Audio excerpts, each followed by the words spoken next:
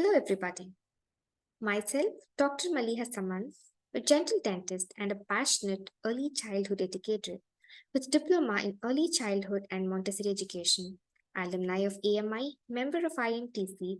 Today, I'm excited to share some valuable brief insights with you about the renowned Montessori approach and its impact on the crucial formative years of a child's life. On Oral Health Talks today, I'm also going to discuss about how to plant dental smiles, the early steps in oral hygiene education for infants and toddlers.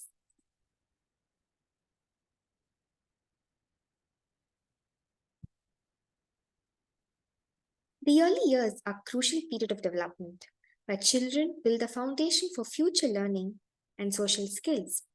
As educators, our role is to create a nurturing environment that fosters curiosity, creativity, and a love for learning. As in the Montessori approach developed by Dr. Maria Montessori, an Italian physician and educator herself, the method is based upon the belief that children are naturally eager to learn and explore their surroundings. The Montessori philosophy emphasizes on independence, self directed learning, and the development of practical life skills. The key principle in a Montessori environment includes the child as the apex of the triangle, inclusive of child centered learning, which is a result of the prepared environment by the adult, focusing on the sensory experiences for the child by providing independence and freedom within limits, particularly in mixed age grouped classrooms. The benefits of Montessori education, according to many research, has that children who come from Montessori backgrounds often develop strong academic, social, and emotional skills. The emphasis on independence and critical thinking prepares them for a lifetime of learning and problem solving. I would also stress upon that there are various approaches to early childhood education, with Montessori as one, with each having its own unique strengths. Whether you are a parent or an educator, understanding these methods can help you make an informed decision about the best learning environment for the children you care.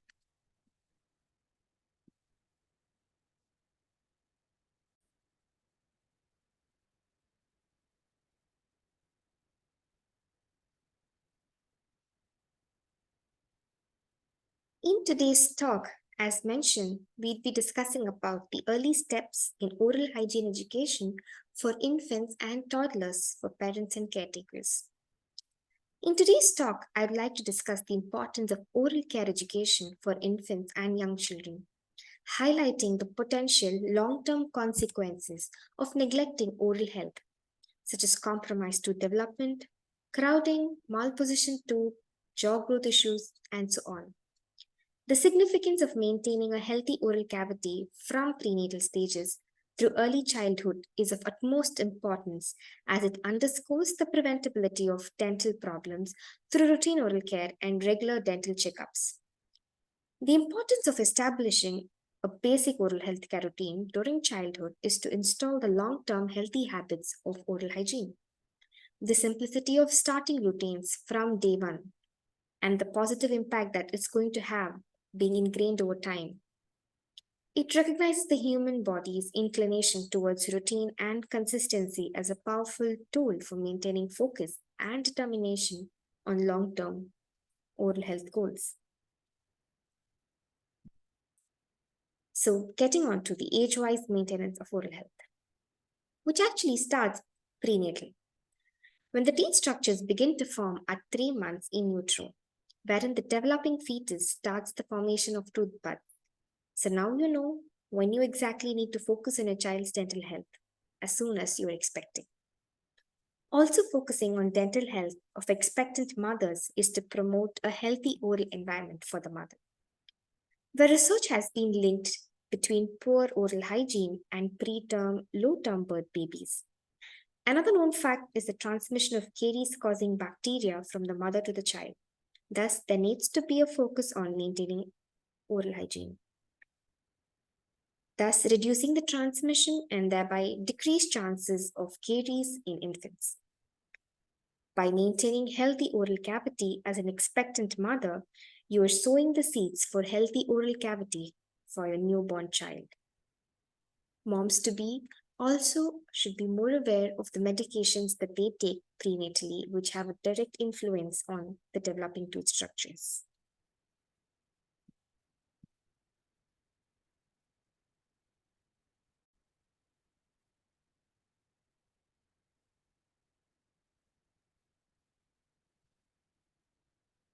Dental care per se need not be waited till you see tooth erupting in an infant's mouth. Ideally, for long term habit and routine, it is advised for parents to wipe the gum pads clean with lukewarm water or using moistened cloth, washcloth, or gauze after every feed and at night before putting the baby to sleep. The American Academy of Pediatric Dentists recommends that the infant should be scheduled for the first oral examination with the dentist within 6 months of the tooth eruption. That is basically like within the first birthday. The main reason to schedule such a visit is to identify any disease and to treat it early so as to prevent progression of the disease. At home, it's advisable to start using soft toothbrushes or finger brushes to clean the tooth once it erupts. The first milk tooth can erupt around 6 months of age. Some of the feeding practices that we can follow for good oral hygiene is to avoid putting the toddler to sleep with bottles. If your baby is bottle fed, fill the bottle with only milk and water and not adding any sweetening agents. Not to offer pacifiers which are dipped with honey or sweetening agents, and encouraging drinking of milk from cups. Try to wean bottles at the earliest. Also, by using frozen teethers so as to help soothe the toothing pain, and putting the toddler to sleep without bottles. And most important, to schedule a dental checkup as soon as possible. At around 1 year of age, it is advised the child be taught to floss and brush the teeth at least twice a day, to limit the sugar intake, to limit the frequency of sugary syrups. If there is any sign of tooth decay, it is advised to make an appointment with the dentist. Do not allow your baby to fall asleep with a milk bottle containing formula milk, especially. Also, it is advised that when a child wakes up at night for milk, giving water or diluting the milk is going to be more helpful.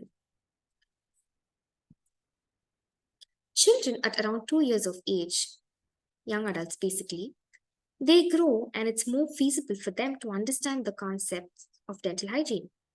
Ideally, when the child can understand to spit out and not swallow is when the time for introduction of toothpaste. You can start once the child crosses 2 years of age, and by 3, they will understand the need to spit out. Always supervise the child while brushing and encourage self brushing. Offer just pea sized paste for the fear of swallowing, and also can lead to a condition called fluorosis because of the fluoride content in the toothpaste. Always check with your dentist before offering toothpaste to children.